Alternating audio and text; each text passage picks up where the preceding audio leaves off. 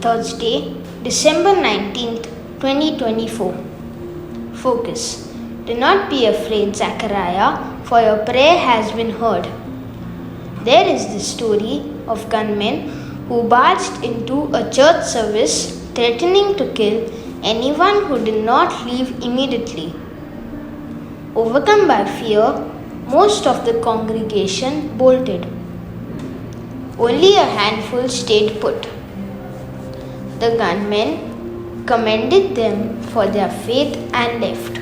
Zachariah is in God's presence in the Holy of Holies, yet the appearance of the angel Gabriel frightens him. He is hesitant even to believe Gabriel's message.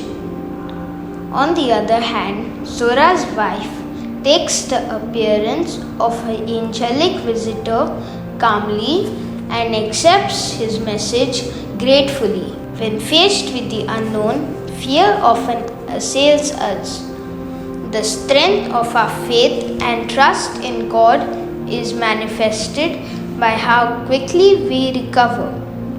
As children of a loving God, it is crystal clear that He wants only the best for us and that He will carry us safely through His plan and mission for us. The comforting statement, "Do not be afraid," and similar ones appears innumerable times in Scripture. We could take such exhortations as God's loving reminders to us to trust Him no matter what. He gives us confidence that He will carry us on His shoulders every day. We need not fear the challenges of our lives as we journey towards our cherished goal, eternity with Him. Fruit. Our loving God's reassuring message is, "Do not be afraid." So I will never fear to do what is right.